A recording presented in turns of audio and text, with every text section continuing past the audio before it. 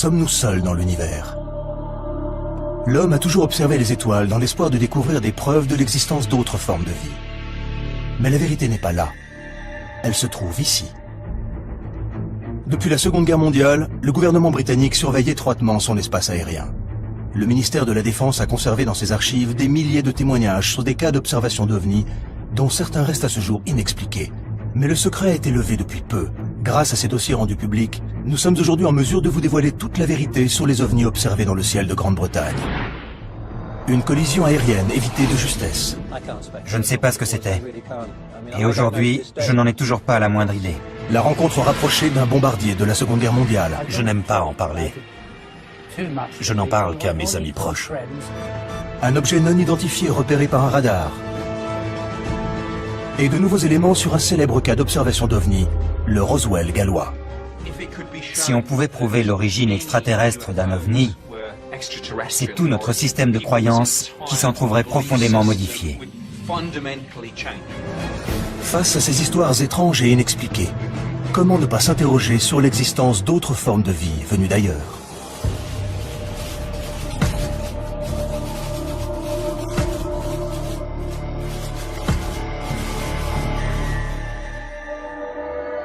Parmi les questions les plus fréquemment posées sur Internet, 3 mots viennent en tête. Et les 2 premiers n'ont rien de surprenant.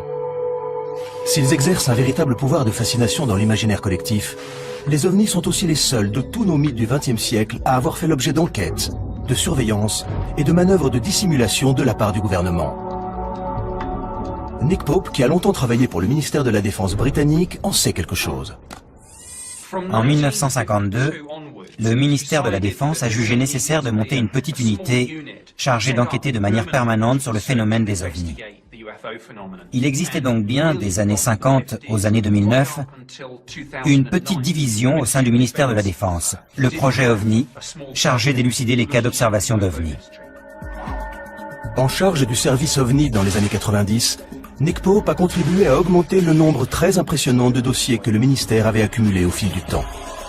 Depuis l'ouverture de ces archives, la parole s'est libérée. Des témoins clés donnent désormais leur version des faits. Et les ufologues, sceptiques ou convaincus, sont de plus en plus nombreux à s'interroger sur ce que le ministère de la Défense a tant cherché à garder secret. C'est grâce au travail de persuasion du journaliste David Clarke que le ministère de la Défense a fini par accepter de rendre ces dossiers publics. On se rend compte en parcourant ces dossiers que rien que chez nous, au Royaume-Uni, les phénomènes étranges observés dans le ciel se comptent par milliers. Il y a des choses dans le ciel que les gens sont incapables d'identifier, et ça n'a rien de nouveau.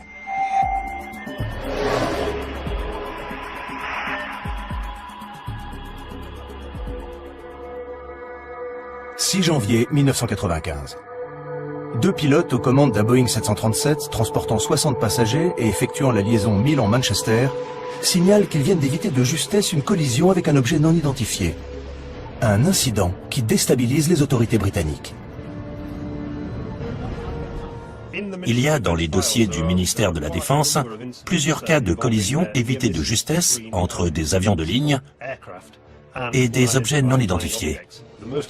Et l'incident le plus frappant est celui signalé par l'équipage d'un 737 de la British Airways. Speedbird 5061, survol des Pennines, 15 km. Ils approchaient d'une zone nuageuse, mais le ciel était encore bien dégagé, et la vision plutôt bonne, quand soudain le copilote a vu un objet illuminé comme un arbre de Noël leur arriver dessus.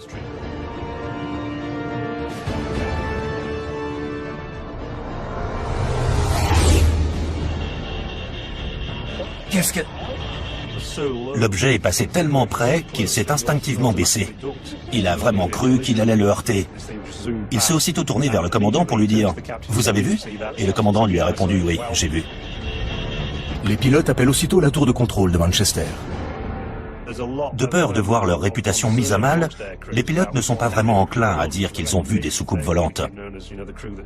Et ce qui est intéressant dans cette affaire, c'est que les 2 pilotes ont pris l'initiative de faire un rapport officiel sur la collision qu'ils venaient d'éviter dès leur arrivée à l'aéroport, pour que l'aviation civile fasse une enquête sur ce qui avait bien pu se produire. Et c'est exactement ce qui s'est passé. À la suite de cet incroyable incident, le ministère diligenta une enquête complète et approfondie, dont Anthony Booth, responsable des enquêtes de sécurité dans l'aviation civile, fut chargé. C'était très étonnant comme affaire. Ça faisait 7 ans que je travaillais dans ce service et jamais encore je n'avais été confronté à un cas pareil. Nous avons interrogé les 2 pilotes, examiné les enregistrements radars, les transcriptions des enregistrements des voix des pilotes, de celles des contrôleurs du trafic aérien de Manchester, tout ce qui pouvait nous éclairer sur la nature de cet objet. Si les pilotes refusent aujourd'hui de s'exprimer publiquement sur cette affaire, nous savons aujourd'hui, grâce à l'ouverture des archives du ministère de la Défense, ce qu'ils ont déclaré à Anthony Booth à l'époque. Je regardais droit devant moi quand j'ai vu quelque chose passer sur le côté qui a attiré mon attention. L'objet était couvert de petites lumières blanches, un peu comme un sapin de Noël. Il allait très vite, et bien que sa distance ait été difficile à estimer, il semblait très proche. Il existe une transcription des propos échangés entre le commandant du 737 et la tour de contrôle. Manchester Speedbird 5061. Nous venons de voir quelque chose passer juste au-dessus de nous, côté droit. Et Manchester a aussitôt répondu « On n'a rien sur les écrans radars ». Un appareil? Il avait des feux en tout cas. Il est passé très vite à droite. Et le contrôleur leur a demandé « Au-dessus de vous ?» Pratiquement, oui. Le contrôleur leur a demandé de rester vigilants, mais il n'y avait apparemment plus rien à voir. Ils devaient vraiment aller... Très vite, vu la vitesse à laquelle il a disparu. Bon, ok, très bien. Rien n'apparaît sur les écrans radars de la tour de contrôle de Manchester. Ce qui, d'après le spécialiste des radars Doug Robb, est plus qu'étonnant. Vu le nombre de radars installés à cet endroit, les chances qu'une telle activité échappe à la détection sont quasi nulles. Tout mouvement de cet ordre aurait dû déclencher une réponse radar, et ils n'ont rien détecté. Comment l'objet a-t-il pu échapper à la surveillance des radars? Les dossiers du ministère de la Défense montrent que pilotes et enquêteurs ont pourtant tout envisagé. Un deltaplane? De nuit, ce serait suicidaire. Un radar normal ne peut pas détecter un deltaplane. Une comète? Non, je pense pas. Un radar pourrait détecter un météore au moment de sa rentrée atmosphérique s'il était précisément orienté dans sa direction. Et ça aurait pu être le cas pour ce fragment qui a failli les percuter. Un avion militaire? Possible, mais ça n'y ressemblait pas. Et on est tout près d'un aéroport. Il aurait dû apparaître sur les écrans radars. Un avion espion? J'en doute. Ça y ressemblait pas. Un avion furtif n'est pas détectable par des radars normaux. Ce sont des avions top secret qui volent à l'abri des regards et qui ne s'approchent évidemment pas des avions de ligne. Un ovni? C'est malin. Je sais pas. Ils ne mentent pas. Ils ont vécu quelque chose de totalement déconcertant qu'ils n'arrivent pas à expliquer. Les dossiers montrent que la piste militaire a été sérieusement envisagée par les enquêteurs. Mais aucun document de source officielle n'a permis d'accréditer cette thèse. Un vol militaire aussi près d'un aéroport international important semble plus qu'improbable. De quel objet pouvait-il donc s'agir? Conservé dans les archives du ministère de la Défense depuis 1995, nous avons découvert les conclusions de l'enquête menée par Anthony Booth. À chaque enquête, nous étions parvenus à une conclusion satisfaisante, une conclusion ferme et définitive, ce qui n'a pas été le cas ici. Nous n'avons pas été en mesure d'établir les causes de l'incident ni d'évaluer les risques. Risque non évaluable, cause non évaluable. Ce n'est pas le genre de conclusion qu'on trouve habituellement dans un rapport officiel. Ça revient à dire, nous n'avons pas la moindre idée de ce que c'était. On ne va jamais nous croire. On va surtout se faire charrier, oui. Le groupe de travail conclut. Il ne fait aucun doute que les pilotes ont vu quelque chose et que l'objet était de taille suffisamment importante pour qu'un rapport sur une collision évitée de justesse soit rédigé. La nature de l'objet n'a malheureusement pu être identifiée. L'hypothèse d'activité extraterrestre est sans doute fascinante, mais cette question n'est pas de notre ressort. Elle devra donc être examinée par les spécialistes de ce domaine. Pour l'ufologue Nick Pope, cette absence de conclusion laisse la porte ouverte à toutes les hypothèses possibles et imaginables. Je trouve ça fou. Objet non identifié ne veut pas forcément dire vaisseau spatial extraterrestre. Mais il est clair que quelqu'un, que ce soit le commandant, le copilote, les enquêteurs de la direction de l'aviation civile ou le ministère de la Défense, il est très clair que quelqu'un, à un moment donné, s'est dit « Effectivement, pourquoi ne pas envisager la piste extraterrestre ?» Je ne sais pas ce que c'était, et je n'en ai toujours pas la moindre idée aujourd'hui. On ne peut pas prétendre tout savoir. Il est possible qu'il y ait des choses que nous ignorons encore aujourd'hui. L'enquête menée sur cette collision évitée de justesse montre à quel point le ministère de la Défense prenait ces phénomènes inexpliqués au sérieux. Le service OVNI a reçu au fil des années de nombreux rapports de pilotes, témoins d'incidents similaires pendant la Seconde Guerre mondiale. Des affaires jugées pour certaines tellement graves que les plus hautes autorités de l'État en furent informées. L'ouverture des archives du ministère de la Défense a permis à de nombreux experts de vérifier ce dont ils se doutaient. Le gouvernement britannique s'intéressait aux cas d'observation d'OVNI dès la Seconde Guerre mondiale. Je n'aime pas en parler. Je n'en parle qu'à mes amis proches, ou à ceux qui, comme moi, ont participé à des raids aériens pendant la guerre.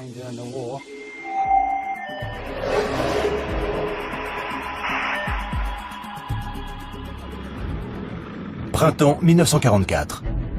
L'aviation britannique bombarde l'Allemagne. Les bruits qui courent alors sur d'étranges missiles non identifiés parviennent jusqu'au haut commandement des armées. D'après les dossiers du ministère de la Défense, l'ordre de garder le silence sur ces objets non identifiés susceptibles de nuire au moral de la population est venu de l'état-major même des armées. L'artilleur Bernard Day témoigne. Voici le journal que je tenais pendant la guerre. À la date du 26 avril, j'ai écrit « Opération Essen ». Raid aérien de 300 appareils sur Essen. Le même jour, Bernard Day assiste à un événement incroyable. Des objets non identifiés que je décrirais comme des boules de feu incandescentes. C'est la première fois que Bernard Day s'exprime publiquement sur ce qui lui est arrivé cette nuit-là. Nous avons quitté la zone cible pour rentrer à notre base, à Milden Hall. Nous survolions la France, où tout était calme. Soudain, j'ai vu 3 boules de feu sous l'appareil qui nous arrivaient droit dessus. J'ai immédiatement prévenu notre pilote, Arthur Horton, avec l'interphone de bord. Quelques secondes plus tard, Brian Harper, l'artilleur qui était à l'arrière, a vu 2 autres boules de feu. Un peu troublé, Arthur a demandé « Des avions de chasse ?» Et je lui ai répondu « Non, pas des avions de chasse, Arthur. Des boules de feu qui foncent droit sur nous. » J'ai dit à Arthur « Change de cap. Vire à droite. Vite, vite, vite. »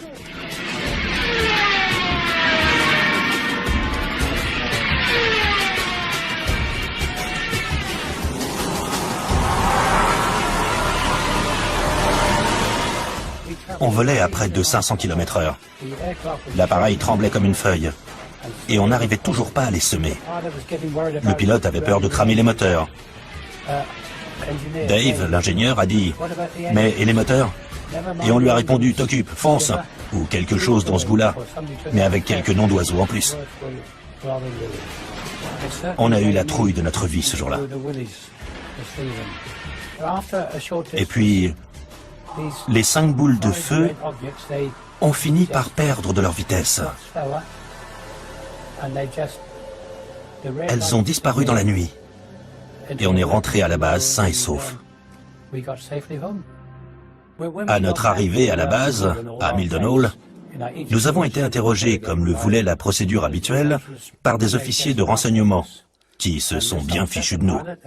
Et le pilote, qui était passablement agacé, leur a dit « Je suis sûr que si vous aviez été avec nous, vous trouveriez ça beaucoup moins drôle. » Nous lui avons demandé s'il avait une idée de ce que c'était. J'étais vraiment perplexe. Je me suis dit que c'était peut-être de nouvelles armes de guerre que les Allemands avaient inventées. Et le cas de Bernard Day n'est pas unique. D'autres membres d'équipage ont assisté à des phénomènes inexpliqués pendant la guerre. Une de ces affaires a même été étouffée. Et l'ordre est venu des plus hautes sphères de l'État. Winston Churchill, le Premier ministre de l'époque, avait tellement peur des fuites qu'il a demandé à ce que le rapport soit classé top secret pendant 50 ans. Monsieur Churchill a demandé à ce que le rapport soit classé top secret pendant 50 ans et qu'il reviendrait à un futur Premier ministre de réévaluer son niveau de classification. L'ordre donné par Churchill concerne un incident rapporté par l'équipage d'un avion de la Royal Air Force revenant d'une mission de reconnaissance en Allemagne. Mon grand-père a assisté à une discussion à propos d'un incident qui était arrivé à l'équipage d'un bombardier de la Royal Air Force. Selon les dossiers du ministère de la Défense, l'histoire a d'abord été rapportée par le petit-fils du garde du corps de Churchill, qui avait assisté à une réunion d'urgence entre le Premier ministre et le général Eisenhower, commandant suprême des forces alliées en Europe, où les deux hommes avaient discuté de l'incident. Il écrivait pour savoir si le ministère pouvait confirmer cette histoire selon laquelle le garde du corps avait assisté à une discussion entre Churchill et Eisenhower à propos d'un mystérieux incident qui était arrivé à l'équipage d'un avion de reconnaissance de la Royal Air Force. Ces hommes disaient avoir vu un objet métallique arriver à leur hauteur, puis les prendre en chasse, en se comportant de manière tellement étrange qu'aucun des membres de l'équipage n'avait pu y reconnaître un appareil de l'aviation allemande ou tout autre aéronef ennemi qu'ils auraient pu connaître. Un expert en aéronautique est également présent à la réunion. Il a écarté la possibilité d'un missile, un missile ne pouvant ralentir sa course pour rester à la hauteur d'un avion moins rapide que lui. Pour Churchill, l'affaire n'ira pas plus loin. Quand l'un des participants à la réunion a évoqué la possibilité d'un objet volant non identifié, Churchill a immédiatement demandé à ce que l'incident soit classé top secret. Le dossier va même plus loin. On y apprend combien Churchill s'inquiétait de la réaction des Britanniques s'ils avaient eu vent de cette mystérieuse affaire d'OVNI. Il faut classifier l'information au plus vite, au risque qu'elle ne sème la panique au sein de la population et qu'elle ne détruise la foi des Britanniques en leur église. D'après les dossiers du ministère de la Défense, ce n'est pas la première fois que Churchill est amené à gérer une affaire d'OVNI. En octobre 1912, d'étranges lumières avaient été aperçues au-dessus des chantiers navals de HMS dans l'Essex.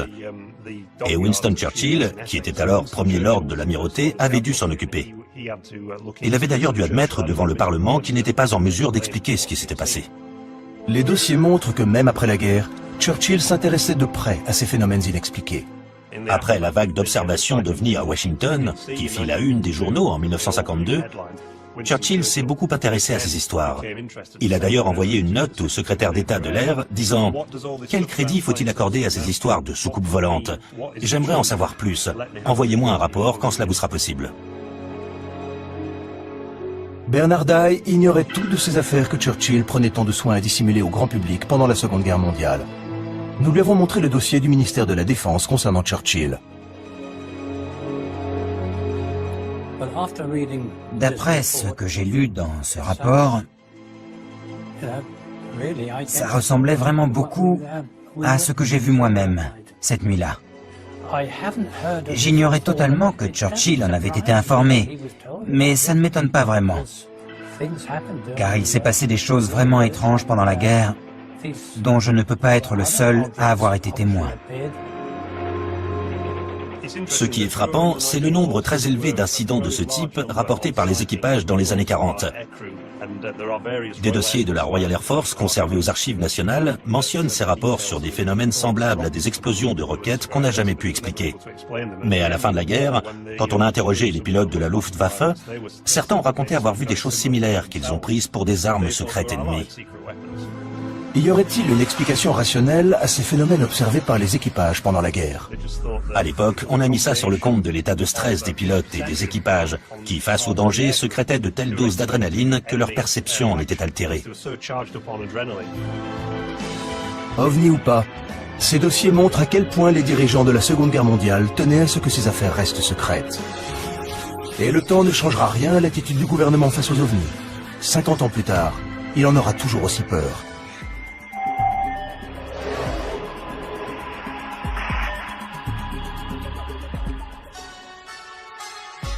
Pitlochry, Écosse. De l'avis de nombreux ufologues, jamais au cours des 20 dernières années, plus grande machination n'avait été montée pour étouffer une affaire d'OVNI. En 1990, des photos d'un objet non identifié survolant une région reculée d'Écosse sont envoyées au ministère de la Défense avant de disparaître mystérieusement. Le journaliste Mark Pilkington a passé de nombreuses années à essayer de les retrouver. Ces photos ont été prises le 4 août 1990 par deux personnes qui disent avoir vu sur la 9, près de Calvin et de Pitlochry, un immense appareil en forme de losange qui est resté en position stationnaire pendant une dizaine de minutes. Ils ont pris 6 photos. L'objet était accompagné par 2 avions que le ministère de la Défense a reconnus par la suite comme étant des avions de chasse.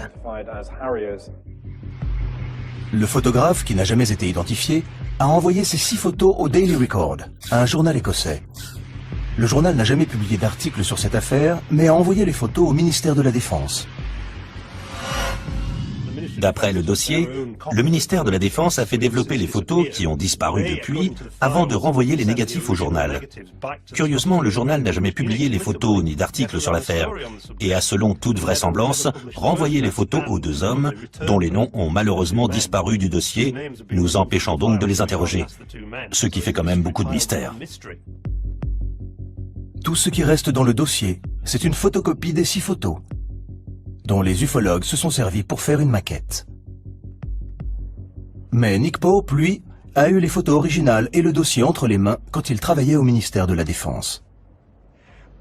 Les photos ont été examinées et par les services de renseignement de la Défense et par le Centre national d'analyse d'images qui ont l'un et l'autre conclu qu'il s'agissait bien d'un objet réel qui faisait entre 25 et 30 mètres de diamètre. J'ai longuement discuté de cette photo avec mon homologue des services de renseignement de la Défense à l'occasion d'une réunion d'information sur les ovnis. Et il était clair que l'objet intéressait la Défense au plus haut point parce qu'il était de toute évidence capable de performances que notre technologie ne nous permettait pas. Le ministère de la Défense est bien décidé à minimiser l'incident. Il y a un document intéressant émanant du service de presse du ministère de la Défense sur la conduite à adopter au cas où ces photos se retrouvaient dans les journaux et qu'on leur posait des questions. On leur demande entre autres de dire qu'ils ont bien examiné les photos, mais qu'ils ne sont parvenus à aucune conclusion définitive sur la nature de l'objet. Et si les journalistes se montraient trop pressants, ils devaient répondre que tous les cas d'observation d'OVNI reçus au ministère étaient adressés au service responsable de la défense antiaérienne du Royaume-Uni. À l'époque où il travaillait au ministère, Nick Pope avait un agrandissement de la photo sur le mur de son bureau. Jusqu'à ce qu'un jour, son supérieur la retire. On ne peut pas écarter l'éventualité d'un prototype d'avion espion américain top secret. Mon chef de service s'en est en tout cas persuadé. Pour lui, c'était un drone ou un avion secret. Et il m'a demandé de la retirer. On sait, grâce au dossier, qu'on s'interrogeait beaucoup en interne sur l'éventualité d'un avion espion appartenant aux Américains. Et pourquoi, si c'était le cas, ils n'avaient pas demandé d'autorisation avant de faire voler cette chose dans notre espace aérien. Pour Mark Pilkington, les événements de l'époque ne sont peut-être pas étrangers à l'affaire. Peut-être a-t-on pris l'objet pour ce qu'il n'était pas.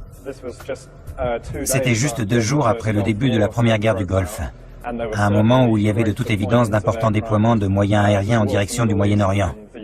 Et le Royaume-Uni servait de base d'approvisionnement ou de lancement pour un grand nombre de ces avions. Comme Churchill 40, le ministère de la Défense est visiblement inquiet de la réaction de l'opinion publique. Aurait-il fait disparaître les photos de pickloquerie pour étouffer l'affaire? Il est possible que le ministère de la Défense ait détruit ces images.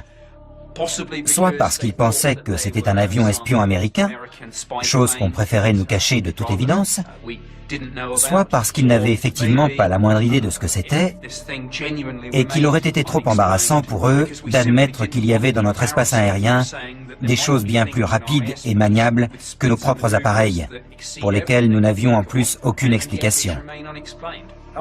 Reste que toute cette affaire repose, il faut quand même le souligner, sur une image en noir et blanc extrêmement floue qui, pour autant que je sache, pourrait tout aussi bien être l'œuvre d'un enfant de 6 ans. Pilkington est toujours à la recherche des photos originales, dans l'espoir de découvrir ce qui a bien pu mettre la défense britannique à aussi rude épreuve.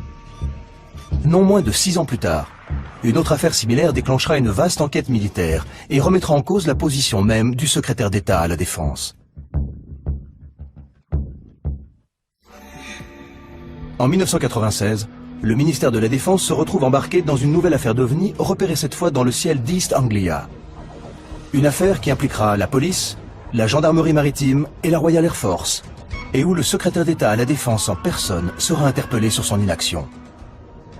Je suis très préoccupé par un incident survenu près des côtes d'East Anglia relatif à un objet volant non identifié dont la présence a été corroborée par plusieurs radars militaires. Pourquoi n'avons-nous pas envoyé nos chasseurs ?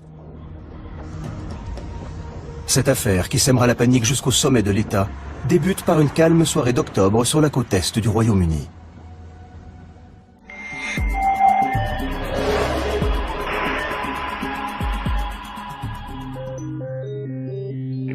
L'information est d'abord venue des services de police, comme l'indique l'extrait suivant. La police signale au petit matin d'étranges lumières rouges et vertes tournoyant dans le ciel au sud-est de Skegness. Il semble qu'elles soient très haut dans le ciel, juste au-dessus du Wash. Les agents appellent le commissariat de Skegness pour signaler les lumières. J'ai tout de suite appelé le centre de commandement de Skegness qui a prévenu la gendarmerie maritime de Yarmouth, pensant qu'il s'agissait d'un incident qui s'était produit en mer. Nous avons eu un appel vers 3h15 heure locale de la police de Skegness, qui nous signalait la présence de cette lumière au sud-est de la ville. Nous ne savions pas ce que c'était à ce moment-là, mais nous avons immédiatement prévenu les radars de la défense antiaérienne pour savoir s'ils avaient repéré quelque chose de leur côté. L'appel passe par la base de Neatishead, le centre de défense anti-aérien le plus important du sud de l'Angleterre. Le radar de Claxby signale un écho à 221 degrés. Un radar a détecté la présence d'un objet qu'ils n'ont pas identifié, mais qui n'était pas un avion.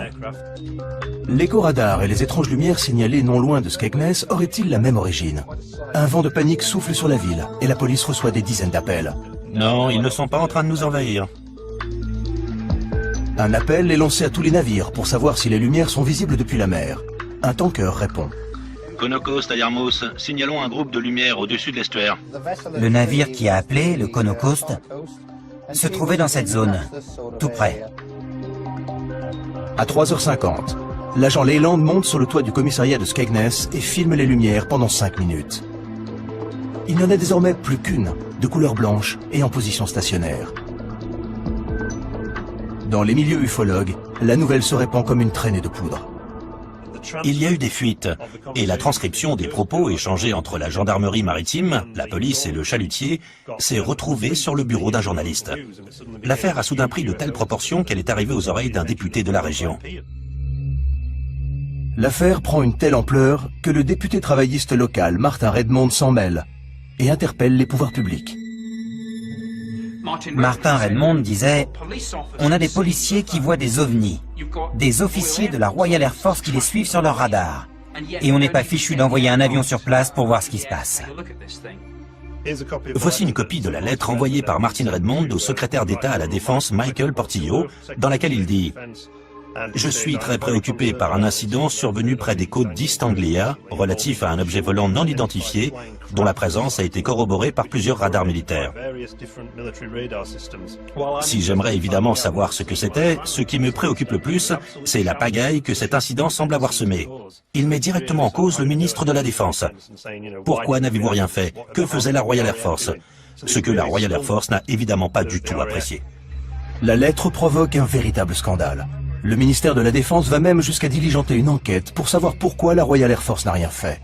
Doug Robb était responsable des opérations ce soir-là, et les conclusions de l'enquête du ministère de la Défense que nous lui avons montrées ne l'ont guère surpris. Cette carte indique l'emplacement des radars autour de Boston cette nuit-là. Et il est précisé ici que c'est le radar de Claxby qui a repéré l'objet. L'objet était immobile, sur Terre. Et après enquête, on a conclu qu'il s'agissait du clocher de l'église de la paroisse, le Boston Stump, comme on l'appelle ici. Le coupable tout désigné pour le ministère de la Défense. L'église, connue dans les milieux aéronautiques sous le nom de Boston Stump, apparaît parfois sur les écrans radars selon le type de propagation utilisé. Ils ont dit que le phénomène n'avait rien à voir avec les lumières stationnaires très vives que la police et l'équipage du tanker avaient vues entre Boston et Skegness. Le rapport conclut « Rien ne justifiait l'envoi de chasseurs de la Royal Air Force ». N'en déplaise au député Martin Redmond. On déclenche la procédure dans le cas d'un appareil qui arrive à grande vitesse. Mais on n'envoie pas un chasseur sur un objet fixe, sur Terre qui plus est. On ne peut pas parler de menace. Si l'objet repéré par le radar était bien l'église, qu'en est-il des mystérieuses lumières aperçues par la police et l'équipage du tanker? Le ministère de la Défense a minutieusement examiné les images tournées par l'agent Leyland. Cela fait penser à un lointain corps céleste. Le ministère de la Défense a fait analyser les images par l'Observatoire Royal de Greenwich. Nous avons montré à l'astronome et ufologue Ian Redpath les conclusions de l'Observatoire et les images vidéo que le ministère de la Défense conservait dans ses archives depuis 1996. Quand on regarde les images tournées par la police, on voit un point lumineux très brillant, parfaitement immobile. Et si certains y ont vu un ovni, C'est bien la preuve que même un témoin de bonne foi peut se tromper et prendre un corps céleste particulièrement lumineux pour ce qu'il n'est pas. Et le plus souvent, c'est la planète Vénus. On l'a d'ailleurs surnommée la reine des ovnis, car c'est le corps céleste le plus lumineux après le Soleil et la Lune. Et ça pourrait très bien être ce que les policiers ont vu. Quant aux couleurs attribuées aux lumières, il a là aussi son idée sur la question. Souvent, quand on zoome avec une caméra, l'image devient totalement floue. Et le fait que la lumière prenne ici des formes étranges vient du diaphragme de l'objectif. Mais cela n'explique pas ce que l'équipage du tanker a pu voir. D'après l'enquête du ministère de la Défense, la lumière aperçue par les marins ne venait pas de la planète Vénus, mais d'une autre direction, ce qui laissa les enquêteurs perplexes. Ces lumières restent inexpliquées. Pas pour Ian Redpath, qui a beaucoup réfléchi à la question. Ce que les hommes à bord du tanker ont vu au nord était, à mon avis, une autre étoile très lumineuse, Vega, connue pour ses scintillements multicolores. Mais si cette affaire a pris de telles proportions, c'est, d'après David Clarke, pour une raison bien précise. Ça s'est passé en 1996, l'année où la série X-Files battait des records d'audience en Angleterre. Et curieusement, c'est aussi l'année 1996-1997 où on a enregistré le plus grand nombre d'observations d'OVNI depuis 1978. Faut-il classer l'affaire? Ou connaîtra-t-elle de nouveaux coups de théâtre, comme la célèbre affaire aux multiples rebondissements connue sous le nom de Roswell gallois?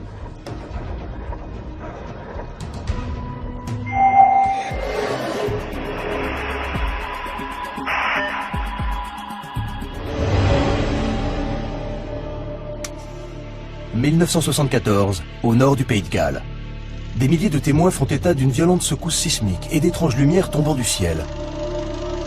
De l'avis de certains ufologues, il s'agirait d'un crash d'OVNI, affaire que le gouvernement aurait depuis cherché à étouffer. Il y a eu une terrible explosion et une violente secousse qui a fait trembler toute la maison. J'ai eu l'impression que ça passait juste au-dessus de nous. J'ai cru que la maison allait s'effondrer. J'ai vu des lumières tomber du ciel là-bas, au-dessus des montagnes. 24 janvier 1974 à 21h50, heure GMT.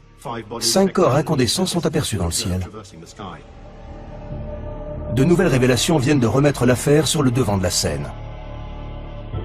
Désigné comme le principal témoin de l'incident de Berwyn, Hugh Lloyd, fils d'agriculteur, avait 14 ans au moment des faits.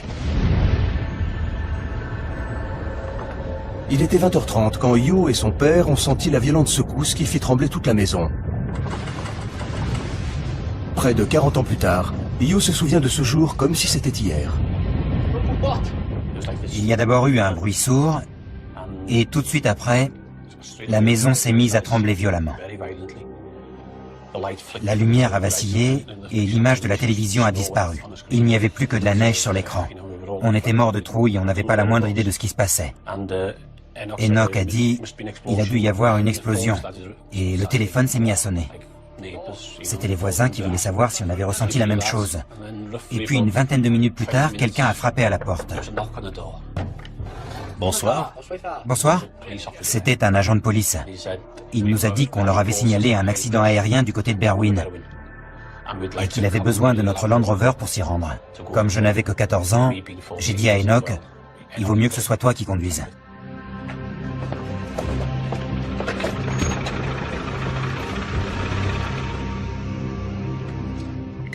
On a roulé sur un peu plus d'1 kilomètre en direction des montagnes et on s'est arrêté. On est sorti de la voiture avec les torches, tout était calme. Il faisait tellement noir qu'on n'y voyait rien. Répartissez-vous les torches.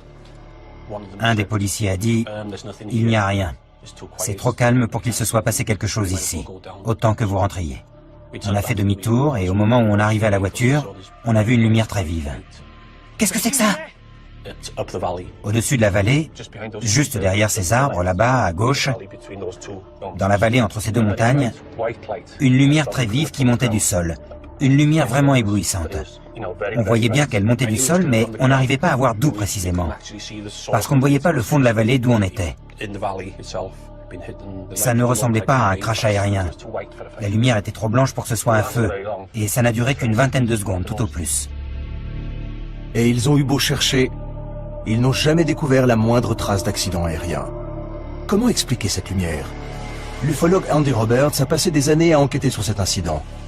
S'il ne croit pas vraiment à la thèse extraterrestre, il admet qu'il existe un véritable mystère autour de cette affaire. Quand Patty Vance, une infirmière d'un village des environs, a entendu l'explosion, elle a tout de suite pensé à un accident aérien. Et comme elle était infirmière et qu'elle avait du matériel médical, elle a décidé de se rendre immédiatement sur place pour venir en aide aux blessés en attendant que les secours arrivent. Patty Vance et ses 2 filles sont à environ 6 km de l'endroit où se trouve Hugh Lloyd, quand la violente secousse se fait sentir. Qu'est-ce que c'est? On aurait dit un avion. Elle a pris sa voiture avec ses 2 filles et elle a roulé pendant une quinzaine de minutes sur la départementale, pensant voir surgir une épave d'avion en feu à chaque instant. C'est la route qu'elle a prise ce soir-là, une route qu'elle connaissait bien et qui ne lui posait aucun problème, même de nuit.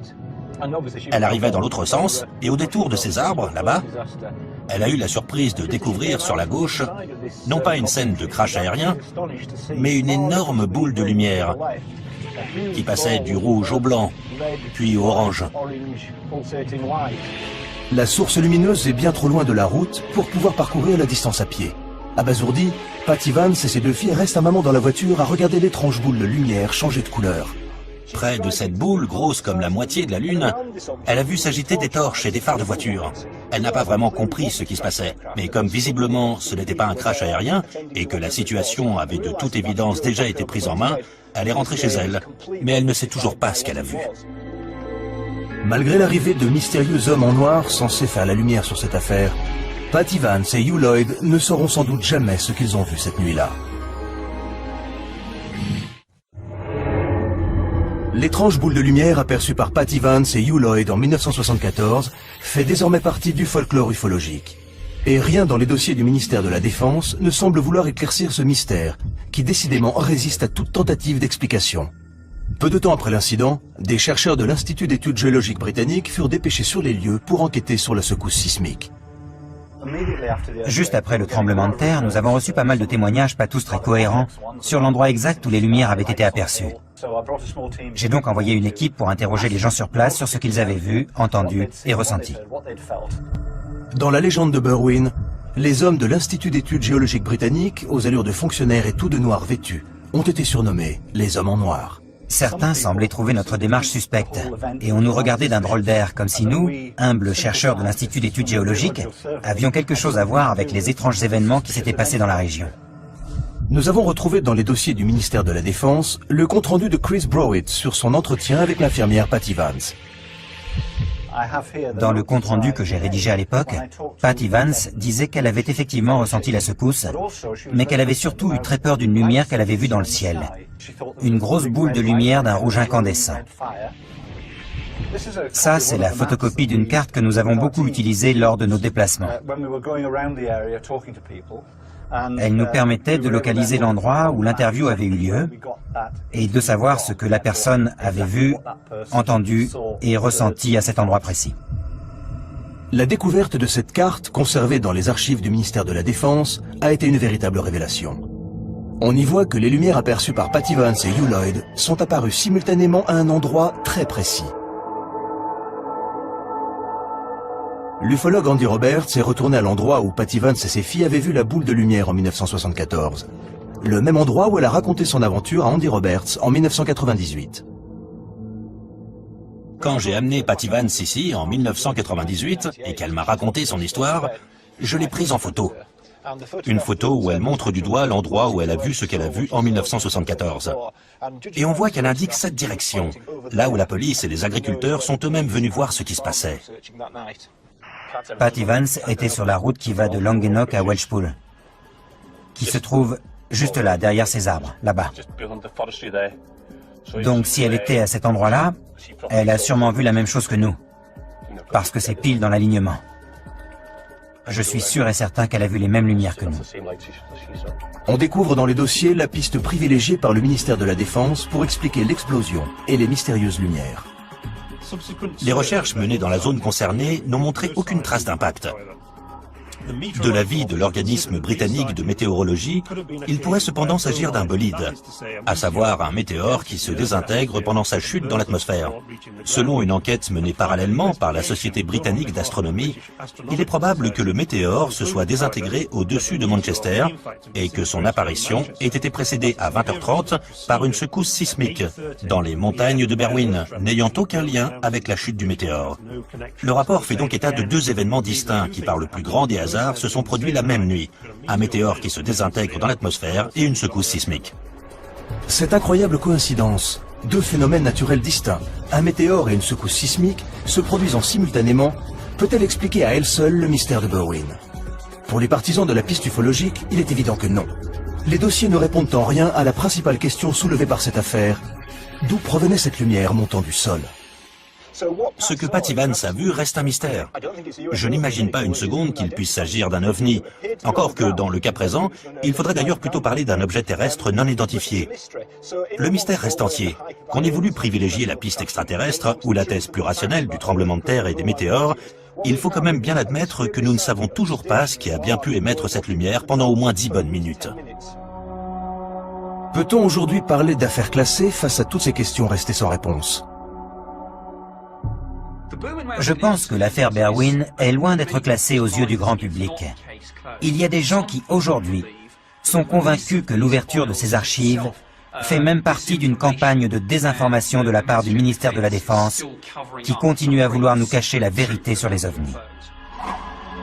À terme, le ministère de la Défense s'est engagé à rendre tous les dossiers OVNI publics. Mais nous dévoilera-t-il vraiment tous ces secrets? Et sommes-nous réellement prêts à ne plus croire aux ovnis? Pour certains, les ovnis sont parmi nous, et ce pour un long moment encore. Jusqu'à ce que les vrais extraterrestres débarquent, sans doute. Il y a des gens qui disent que si on nous distille ces informations au compte-gouttes, c'est pour nous préparer au jour où on nous annoncera que ces choses existent vraiment.